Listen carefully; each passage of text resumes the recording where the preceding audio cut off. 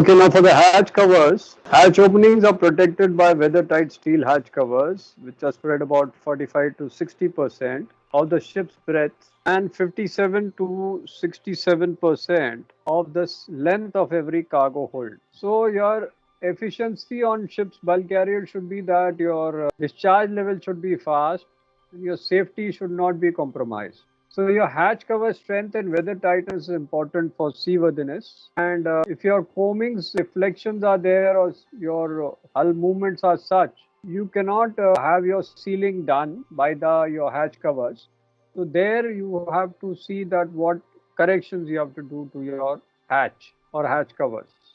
So your ship restraints, locators, support pads, sealing, they should be such that it should not affect your weather tight integrity, not watertight but weather tight integrity. Now your cargo systems built on these hatch covers should be such that they will not be affected by your seawater, which can be corrosive, can cause corrosive effect. Corrosion free or easily replaceable components should be therefore manufactured to have better sufficient corrosion margins. Now your hatch covers are position 1 and position 2. Now this is your position 1 of your hatch covers. So यहाँ जो that is 25% aft of your forward perpendicular और उससे पीछे होता है position 2. Here the onslaught of green sea is maximum from forward. So your maximum height of your hatch coaming in this area, position 1 is 600 mm. And the hatch cover has to take a load of 1.75 metric tons per meter here. In position 2, your hatch coaming minimum height should be 450 mm. And the hatch cover should take a load of 1.3 meters metric tons per meter here. So यहाँ position 2 है, ये position 1 है. So वही चीज दिया, hatch cover need to withstand a load of 1.75 tons per meter square from the forward perpendicular to back 25%, and after that the load will be 1.3 tons per meter square. Forward hatches must have a coaming height of at least 600 mm, which is position 1, and position 2 the height of coamings will be 450 mm. So here you have bulk carriers having 4 to 4.5 McGregor hatches or transverse McGregor hatches. The mechanical ones are used basically by wires and all, they are operated by that. So they are folding, sliding, rolling and fitted with securing devices to make them weather tight. Presently, most hatch covers have got either hydraulic system or electrical rolling system with use or a single controlling device there. Now your weather tightness of hatch cover at the coamings and cross joints. So the international load line says that your minimum freeboard should be drafted so that you can be allowed to load to sail for a safe voyage. Your load lines in details I'll be teaching in phase 2. So your regulation on how to construct and set up vessels to avoid entry of sea into openings, and mainly you have to have the safety of vessel, because ship construction rules are the safety of ship, not of the cargo. So the convention requires hatch covers to be weather tight and not watertight. So load line convention itself states that weather tight means that in any condition of water will not enter the ship. Sea condition. Effective sealing is required between the coaming and hatch cover to keep the hatch covers weather tight. That is achieved by seal that compression bar will exert on the rubber packing. And then you have quick acting cleats between the hatch cover and coaming, and the panel or pontoons are sealed on top by cross joint wages. मैं hatch cover बना रहा हूँ जैसे ये hatch cover है.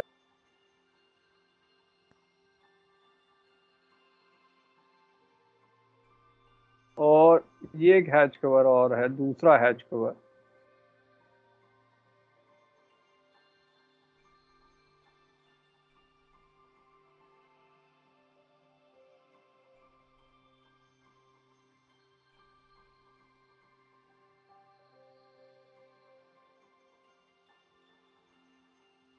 और यहाँ आपके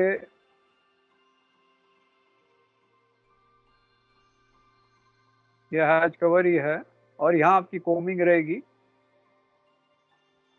सर ये ट्रांसफर्स है? ये 4.5 जा रहा है. ये 2 हैच कवर्स है. ये साइड रोलिंग वाले नहीं, मैं दिखा रहा हूँ ये 4 1/2 रोलिंग, 4 1/2 ओपनिंग वाले बता रहा हूँ। मैं सिर्फ दिखा रहा हूँ आपको क्रॉस जॉइंट्स क्या होते हैं और क्लीट्स क्या होती हैं। तो सपोज ये आपकी हैच कवर है और यहाँ आपकी हैच कोमिंग है, ठीक है, ये हैच कोमिंग्स है यहाँ।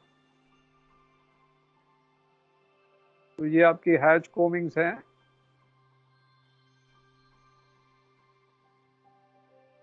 और यहाँ आपकी स्टे बनी हुई है, हैच कोमिंग स्टेज सपोर्ट करने के लिए, ठीक है। तो ये आपकी हैच कोमिंग स्टेज बनी है, यहाँ आपकी स्टेज बनी हुई हैं, ये अलग अलग स्टेज बनी है, ठीक है। अच्छा, यहाँ आपका एक कट बना होता है, वो कट क्या होता है, उसका नाम क्या है? कट देखा, ऐसा कट होता है, ये कट क्या है? स्कैलप। कट, हाँ अब याद आ गया ना, स्कैलप्स। स्कैलप्स। हाँ स्कैलप्स, अब याद आ जाएगा, क्यों ड्राइंग में बना रहा हूँ ना सामने आपके, तो आपको एकदम क्लियर हो जाएगा क्या बात कर रहा हूँ, what I am talking of. तो आपके सामने हैच कोमिंग ले आया मैं। अब यहाँ आपके, ये तो आपकी हैच सपोर्ट्स हैं, हैच कोमिंग सपोर्ट्स। अब यहाँ आपकी जो होती है एक लाइन, सपोज ये लगी हुई है, ऐसे ये लगी होती है। हमने तो बहुत पहले जहाज किया था, लास्ट किया था वो 85 में किया था, दैट वाज प्रफुल्ला। तो ये जो होता है, यहाँ आपकी क्विक एक्टिंग क्लीट्स लगी होती है। तो एक स्लॉट सा बना होता है और यहाँ क्लीट सेट होती है। तो क्लीट से क्या है, रैकिंग स्ट्रेट्स अवॉइड करते हैं, ये क्लीट लगी होती है, ठीक है। तो यहाँ आपकी एक और ऐसे क्लीट लगेगी, ऐसे ही होती है ना क्लीट। Yes sir. हाँ Yes. तो ये साइड में ये क्लीट Yes, की sir. बात कर रहा हूँ, क्योंकि जो बंदों को नहीं मालूम है उनको कम से कम समझ आ जाए क्या बना रहा हूँ मैं। तो ये क्लीट है, ये कहाँ से बीच में आ गया। अच्छा, ऊपर में क्रॉस जॉइंट लगाते, जैसे हमारी चिटकनी होती है ना, तो एक बार मारा जाता है यहाँ, इसको ऐसे सेक्शंस होते हैं उनके अंदर ये बार मारा जाता है, ताकि ये जो हैच कोमिंग है कंप्रेशर बार के ऊपर फिट हो जाए। ये क्लीट से नहीं होगा, ये जो आपके इसका नाम जो है आ गया क्रॉस जॉइंट वेजेस, ये जो ऊपर में लगा होता है उसको क्रॉस जॉइंट वेज कहते हैं, और जो नीचे लगा होता है ना, वो ये आपके क्लीट्स हैं। तो मैं जरा लेबल कर रहा हूँ, ये आपका क्रॉस जॉइंट वेज है।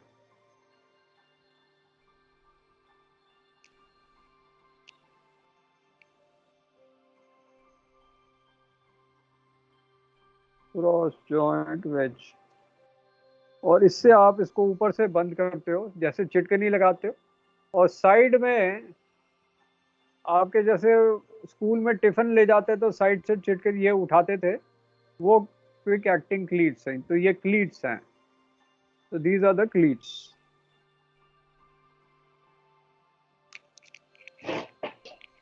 इसको जरा कलर कर दूं तो थोड़ा रियलिस्टिक हो जाएगा।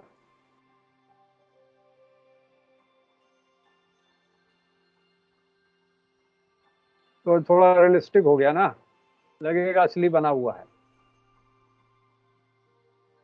और यहाँ कलर था, अरे चलो इसको हटा देते, ये हो गया आपका। अब समझाना शुरू करते हैं। तो क्रॉस जॉइंट ऊपर लगता है, क्लीट साइड में लगती हैं।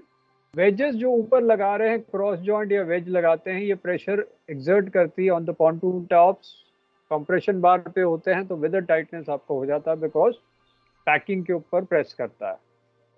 सो जो गैस्केट जो होता है, that is soft elastic material is compressed to achieve weather tightness. अगर ये गैस्केट हार्ड हो गया तो इसको तो चेंज करना पड़ेगा, क्योंकि हार्ड हो गया तो पानी अंदर चला जाएगा। So similarly, sealing arrangement is made between cross joint elements. Compression flat bar is made of corrosion resistant material. It is well rounded to contact with the gasket material should be compatible with your cargo. Quality अच्छी होनी चाहिए, खराब नहीं होना चाहिए उसको, and it should be secured to the hatch cover. So composition and type of gasket selected should be considered taking account your type of cover, securing arrangement and the movement between the hatch cover and the ship structure during sea passage. तो ये जो hatch corner आपको कराया था, hatch corner आपको कराया था कि नहीं कराया था डिसकंटिन्यूटी स्ट्रेस में?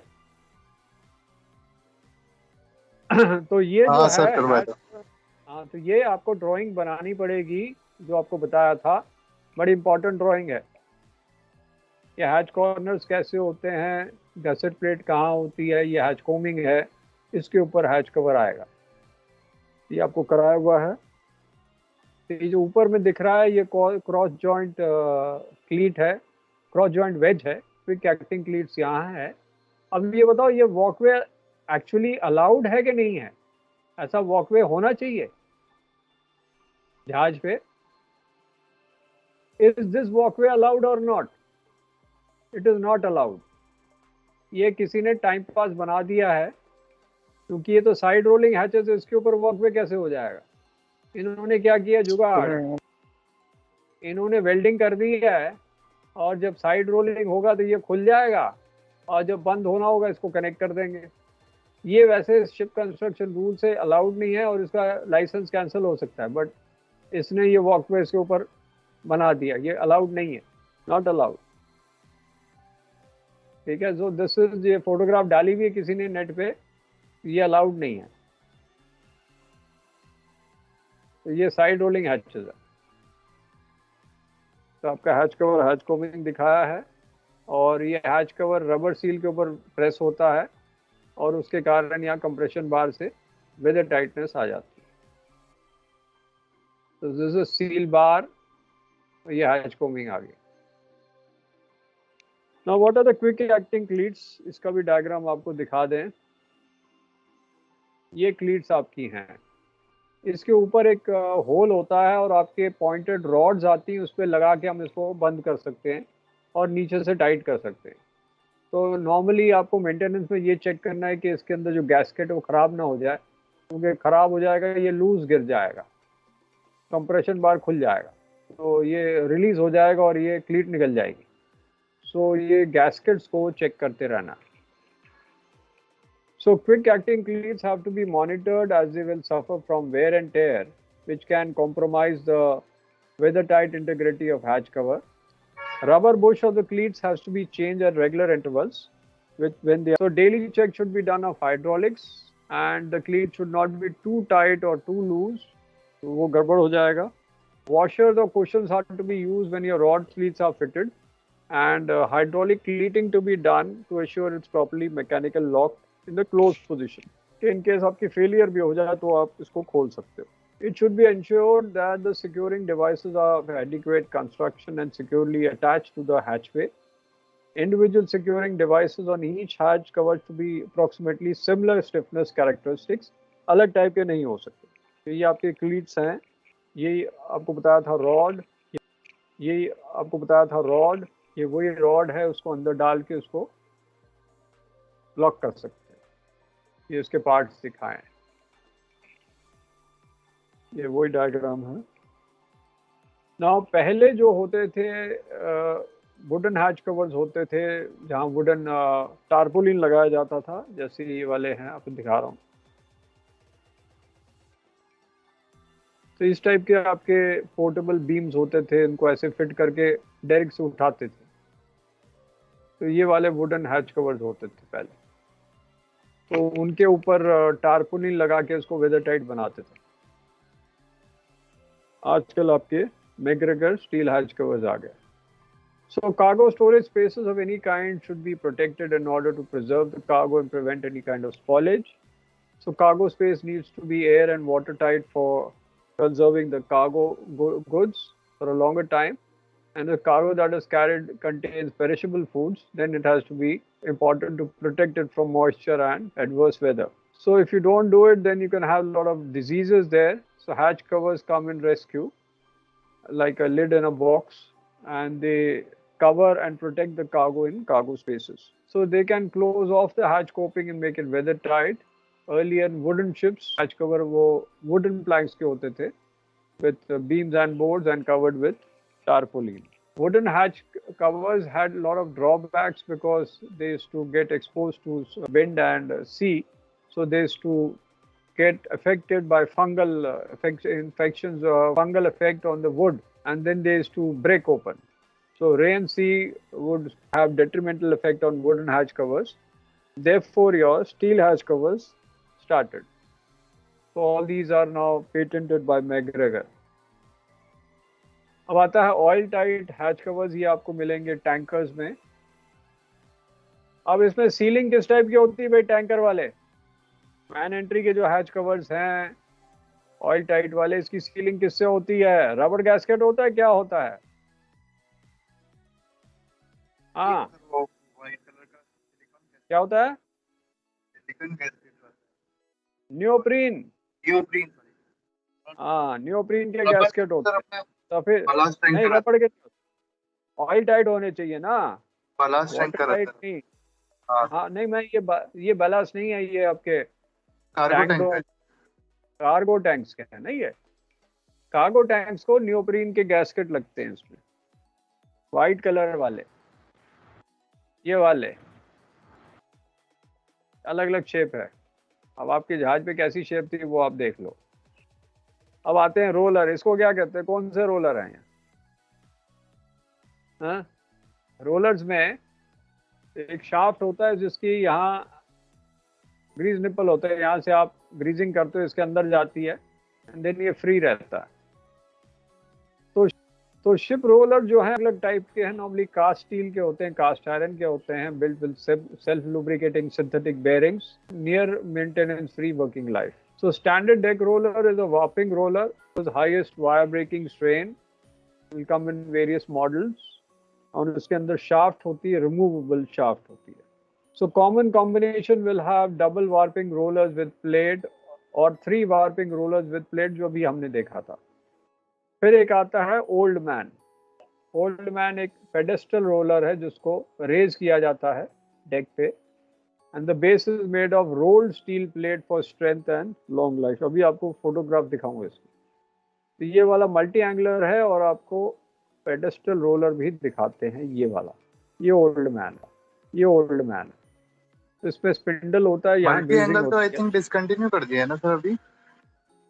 मल्टी एंगुलर होता है ग्रेट लेक्स में. ग्रेट लेक्स में होता है, जहाँ जो ग्रेट लेक्स में आपके कई लॉक्स होते हैं, 13 लॉक, वहाँ यूज होता है. हमने हमारे टाइम वहाँ था. हर एक जहाज में नहीं होता multi angular. Only when you are going to certain areas where lot of locks are there, तो आपके जो नॉर्मल रोलर है उसको अटेंड नहीं कर सकते. तो मल्टी एंगुलर रोलर हर एक डायरेक्शन में करेगा. ये ऐसे घूमेगा और ये ऐसे घूमेगा, तो आपकी जो वायर जाएगी या रोप जाएगी उस पर स्ट्रेन कम आएगा. इसलिए मल्टी एंगुलर रोलर हैं. So this is basically when you go to Great Lakes. कोई गया है ग्रेट लेक्स? नहीं सर, वो मेरे फर्स्ट शिप पे थे मल्टी एंगुलर रोलर. हाँ, मैं गया था ना. मैं पहली वॉयज में मतलब ये राजेंद्रा से निकले और जहाज ज्वाइन किया SCI का. That was in 82.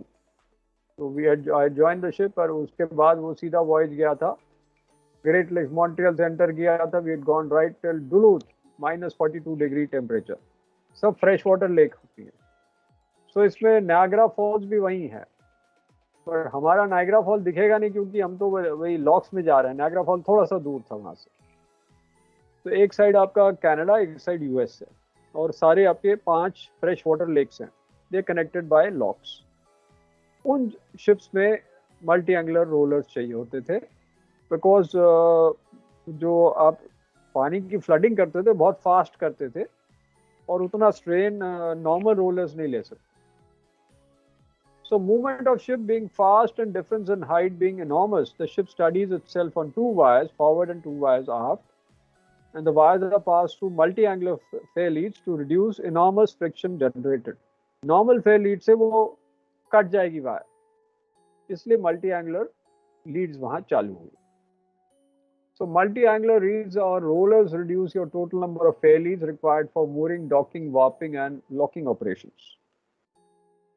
अब आता है pedestal roller.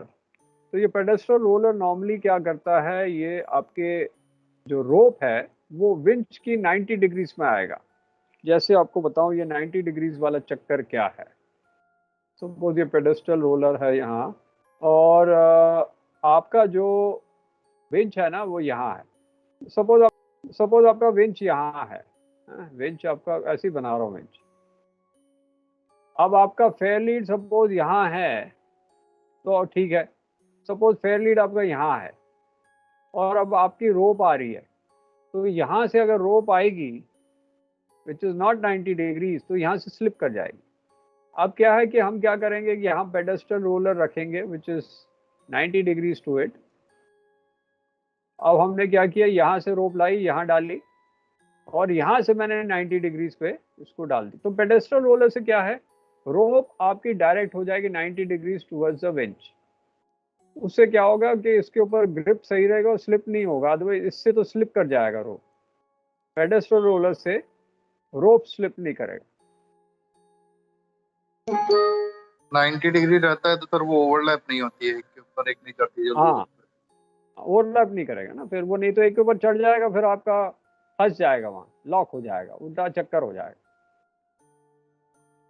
So pedestal roller is also known as old man, dead man. So it is a fairly roller usually operating in horizontal plane, and its function is to change the direction of lead to a mooring or a line on deck. अभी आती Panama lead, ये centre line पे होती है। अब इसका नाम Panama lead क्यों है, क्योंकि पनामा कैनाल में यहाँ से वायर पास होती हैं जिसको लोकोस हैं वो पुल करती हैं। That's in the Panama Canal. So Panama lead is used in Panama Canal. The ship is hauled by small locomotives, and the wires are sent out the leads. They are of adequate strength to prevent the metal being cut open by the wires. तो इसमें आपकी strengthening की जाती है Panama leads में outer lip पे. So they may be either fitted to deck, railing के साथ फिटेड है, या बुलवर्क में फिटेड है। अगर बुलवर्क में फिटिंग की गई है पनामा लीड की, तो वहां स्टिफनिंग की जाएगी। अब ये मूरिंग बिट है। अच्छा, बिट और बोलार्ड का डिफरेंस बताओ भाई। What is the difference between bitt and bollard? क्या डिफरेंस है बिट बोलार्ड में? हाँ बोलो। बोलार्ड सर जेटी पे होता है। बोलार्ड जेटी पे होता है और बिट होता है जहाज पे, करेक्ट। और भाई यही डिफरेंस है। सर बोलार्ड में सर रोप बांध के रख सकते हैं सर। नहीं रख सकते, इसमें बांध के नहीं रख सकते हैं, खुला रखेंगे रोप। नहीं, इसमें हाँ? सर पतला होता नहीं है सर, पतला होता है सर। क्या पतला होता है? रोप पतला होता है, वहाँ रोप मोटा होता है, यही। बीट सर पतला होता है, बोलार्ड मोटा होता है। अच्छा ठीक है, बिट सर बिट्स हमेशा सर पेयर्स में आती हैं। अच्छा, बिट्स हमेशा पेयर में आते हैं। और कुछ एक खोखला होता है और एक सॉलिड होता है। कौन सा खोखला होता है, कौन सा सॉलिड होता है, ये बताओ। सर बिट्स खोखले रहते हैं। बिट खोखला होता है, तो ये खोखला क्यों है? क्या रीजन है इसको खोखला रखने के लिए?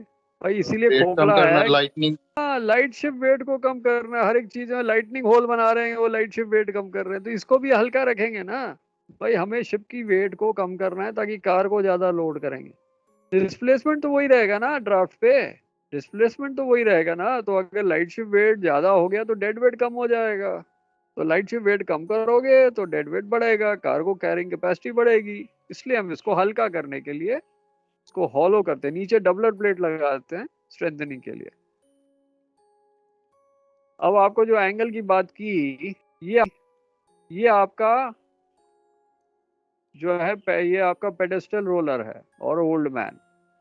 अब सपोज हमने यहाँ से वायर ली, मैंने अगर यहाँ से डायरेक्ट पास की हो जाती तो स्लिप कर जाता, लॉक कर जाता। अब हमने 90 डिग्रीज इसको पास किया, ठीक है। तो ये वाले आपने 90 डिग्रीज पास किया, और ये स्नैपबैक जोन्स बने हुए हैं आपके, कहाँ स्नैप हो सकता है।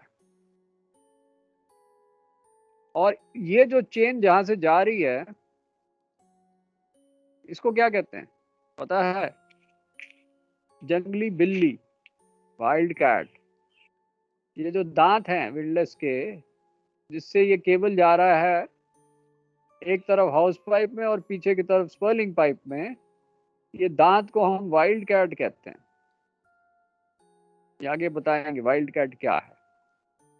ये सब चीजें आगे लोगों को पूछते हैं, सब भूल भाल जाते हैं, याद नहीं रहती।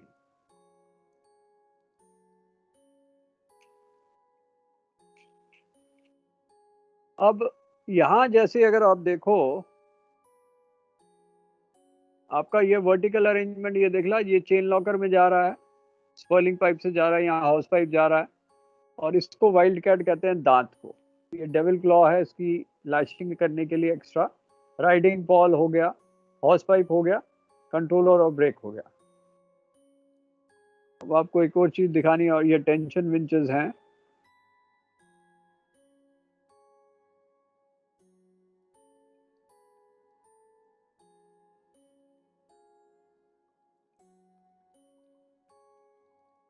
अच्छा, एक और चीज आपको पूछनी थी, एक टर्म मैं भूल गया, जरा देख रहा हूँ वो कौन क्या टर्म है। हाँ, कैप्स्टन और विंडलेस में फर्क क्या है? जिप्सी और कैप्स्टन में फर्क क्या? चलो, जिप्सी और कैप्स्टन में फर्क क्या है? इसको क्या कहते हैं? ये क्या है? इसको जिप्सी कहते हैं। Warping drum sir. Warping drum, इसको जिप्सी कहते हैं। ठीक है, अगर ये हॉरिजॉन्टल है तो ये वार्पिंग ड्रम जिप्सी है। ठीक है, अगर ये वर्टिकल है तो उसको कैप्स्टन कहते हैं। दिखा रहे हैं, ये चीजें आप ध्यान रखना, कैप्स्टन क्या है और जिप्सी क्या है। यहाँ देखो, ये वाला ड्रम कैसे, ये वर्टिकल है ना। हाँ जब ये वर्टिकल होता है तो उसको कैप्स्टन कहते हैं, जब वो हॉरिजॉन्टल होता है जैसे ये है तो जिप्सी है। यही ड्रम अगर सामने ऐसे रहे, कैप्स्टन है। जो जेटी पे होते हैं वो कैप्स्टन होते हैं सर। तो हाँ, जेटी पे कैप्स्टन, शिप पे भी होता है। शिप पे भी होता है, कई बार आर्फ में लगा के रखते हैं, फॉरवर्ड में भी लगाया होता है पुराने जहाजों में। मिडशिप पे है सर, हमारे- वीएलसीसीज में। हाँ, मिडशिप में भी होता है, वो डिपेंड करता है तो कहाँ रहते हैं। अगर आपके पास साइड वाली जगह नहीं है तो आप वर्टिकली घुमाओगे उसको, साइड वाली जगह है तो हॉरिजॉन्टल रखोगे जैसे ऐसे, अगर वहाँ जगह नहीं है तो आप वर्टिकल रखोगे। दोनों काम इसका पुलिंग है। अब ये ऑटो टेंशन वायर है, तो ऑटो टेंशन विंचेस क्या होती हैं कि जैसे आपका लोड ज़्यादा आता है थोड़ा स्लैक कर जाती है, अगर स्लैक हो गया तो वो खींच लेती है, टेंशन लिमिट सेट हो जाता है इसमें। ये ऑटो टेंशन वायर होती हैं, जब टाइडल पोर्ट्स में जाते हो तो वहाँ इफेक्टिव होता है। तो टेंशन विंचेस जो हैं ये, इसमें बैरल होता है और ये हॉल कर लेता है या रिलीज करता है टेंशन को। So used when moving the ship using ropes or wires fastened on bollards ashore and wrapped around the warp end of the winch. Motor drive clutch से इसको खींचा जाता है। तो ब्रेक बैंड आपके बराबर होने चाहिए, अगर विंचेस के ब्रेक बैंड सही नहीं होंगे तो रिलीज हो जाएगा सारा कुछ। सिमिलरली आपका विंडलेस का ब्रेक बैंड सही होना चाहिए, तो आपका एंकर रिलीज हो जाएगा, आपका केबल एकदम रिलीज हो जाएगा। तो कई बार क्या होता है, आपको क्लच से चेंज करना पड़ता है। अगर आपको जिप्सी चलानी है या विंडलेस चलानी है तो डिपेंड करता है, आप क्लच लगा के उसको करोगे तो ऑटोमेटिक ये सेल्फ टेंशनिंग अरेंजमेंट में ये ऑटोमेटिकली वो टेंशन को रिलीज करेगा, ये सेट होता है उसको already. This is auto tension winches. So normally आप जब मूरिंग करते हो तो आप पहले आप विंडलेस के पंप चालू रखोगे, थोड़ा सा गर्माइश हो जाए तो पहले शुरू करना पड़ता है स्टेशन से पहले। ये नहीं कि स्टेशन होए और आप चालू करो। It can be from 30 minutes to an hour and cooling vents open the machinery working must be closed for sea passage. Now anchor handling arrangement जो है, कैसे आपका मूवमेंट होगा, ये चेन लॉकर में कैसे जाएगा। स्पर्लिंग पाइप का एक गाइड होता है जो उसको गाइड करता है, नहीं तो आपका सारा चेन डेक पे आ जाएगा। तो यहाँ गाइड होता है which will guide the chain to the chain locker through the spurling pipe. So anchoring equipment is designed for temporary mooring a vessel within a harbor sheltered area when the vessel is waiting berth. But under normal circumstances, ship will use only one bow anchor and chain cable at a time. So windlass is a usual anchor handling device which may use to handle either one anchor or both anchors. So आजकल split windlass हो गई हैं so that one machine is used for each anchor. So you have cable lifter with a shaped snugs to grip the anchor. तो ये जो grip करता है उसको वाइल्ड कैट कहते हैं। mooring drum for pouring out or letting go your mooring wires and warp end for warping duties. और फिर आप उसको डॉग क्लच से एंगेज करते हो, इसको आपके एंकर केबल को, विंडलेस को पहले करोगे, फिर जिप्सी को करो,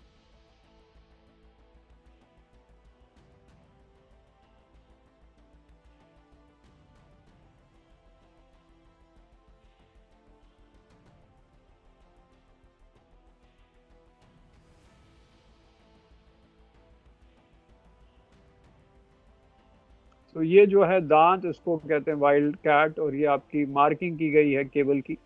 ये ब्रेक बैंड है, इसका ब्रेक बैंड का इंस्पेक्शन करते रहना चाहिए, क्योंकि अगर ये ख़राब हो गया तो ये आपका एंकर रिलीज हो जाएगा इसके बिटर एंड के थ्रू। ये ध्यान रखना। ये आप अगर आप देखो पेडेस्ट्रल रोल इस पे दिया हुआ है यहाँ। So cable lifter unit is mounted to raise or lower the cable from spurling pipe at the top and the center of the chain or cable. Details of snug the cable and brake band can be seen.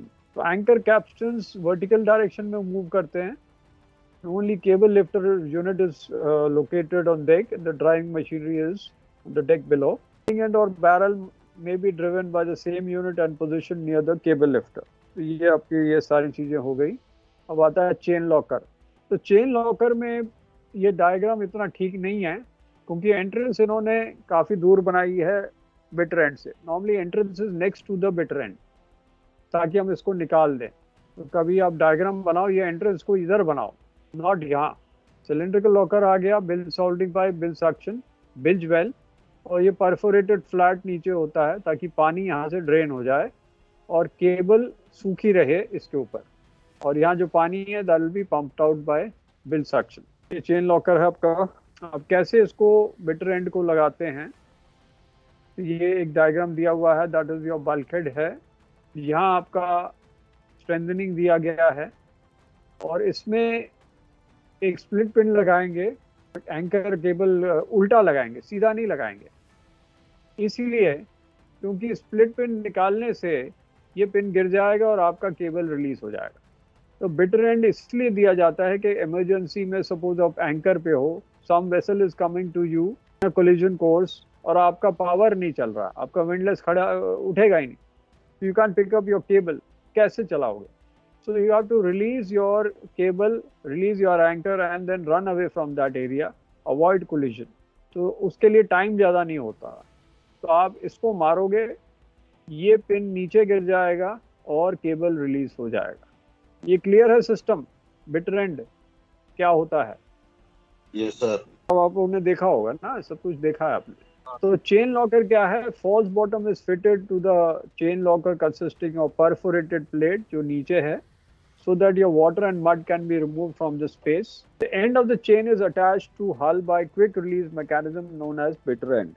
So the end is basically larger than for vessel 6H. जो H है उसकी value engineers को पता होती क्या है।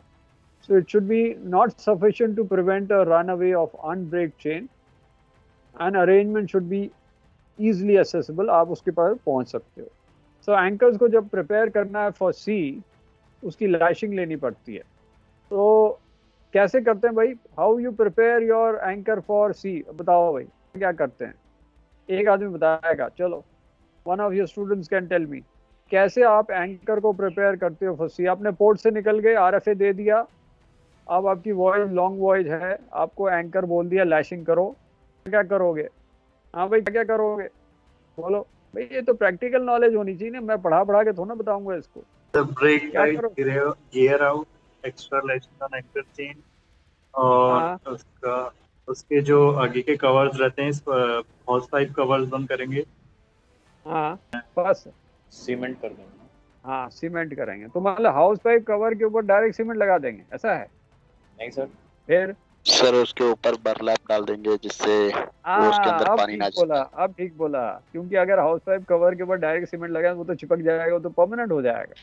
तो उसके ऊपर कैनवस या बर्लैप लगाएंगे और उसके ऊपर सीमेंट डालेंगे, सो दैट जब सूख जाए, अब आपको निकालना हो, एक टैप करेंगे वो निकल जाएगा और आप कवर निकाल सकते हैं। ठीक है, बॉस स्टॉपर भी लगाएंगे और पिन भी लगाएंगे। ठीक है, इसमें और भी चीजें हैं, बॉस स्टॉपर और डेविल्स क्लॉ लगाते हैं, बॉस स्टॉपर और पिन लगाते हैं, ये सारी चीज लगाते हैं, और वायर लैशिंग भी लगाते हैं। ये सब वही लिखा है सर। हाँ, वायर लैशिंग भी लगाते हैं और उसको बुलडॉग ग्रिप्स पे फिक्स करते हैं on opposite direction, same direction में नहीं करते फ्री एंड्स को। ठीक है, और फिर उसमें तेल वेल डाल के रखते हैं, बॉटम स्क्रू से टाइट करके रखते हैं, सो दैट आप उसकी लैशिंग्स को टाइट कर सको बार बार। तो उसके बाद spoiling pipe area chip off करते हैं, सीमेंट निकाल के पाइप कवर लगाते हैं, फिर बर्लैप लगा के फिर सीमेंट डाल के उसको सील कर देते हैं, so that the water doesn't enter the chain locker.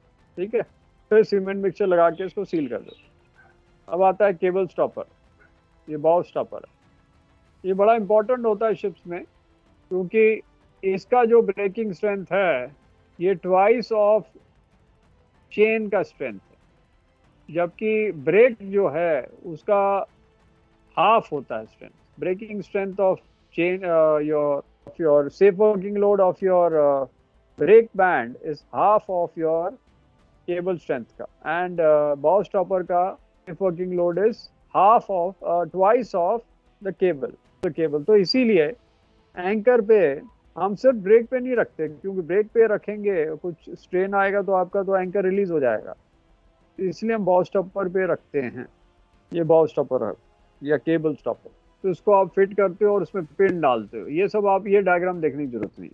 So chain stopper may be of various designs to hold the cable. It is passed through your stopper with a holding bar lifted up by counterweight on top to hold the bar in position. So decision has been taken to hold the cable. The safety locking pin is removed and the bar is eased down on the cable. So the default position of holding bar is to arrest the cable. Only a lift is required to keep it up. So once the bar is placed on the cable, it may be adjusted little to ensure that the flat bar is on that holding area and not vertical section, otherwise वो slip off कर जाएगा। थोड़ा gap भी रखना चाहिए, 2 उंगली का gap, so that पूरा जाम ना हो। So it is to introduce to prevent the bar from jumping up in case the cable slip from the brake, otherwise ये निकल जाएगा। ठीक है, तो नेक्स्ट हम अगली बार कराएंगे, अब तो टाइम हो गया। सैमसन पोस्ट एंड मास्ट जो है वो अगली बार कराएंगे। Thank you sir.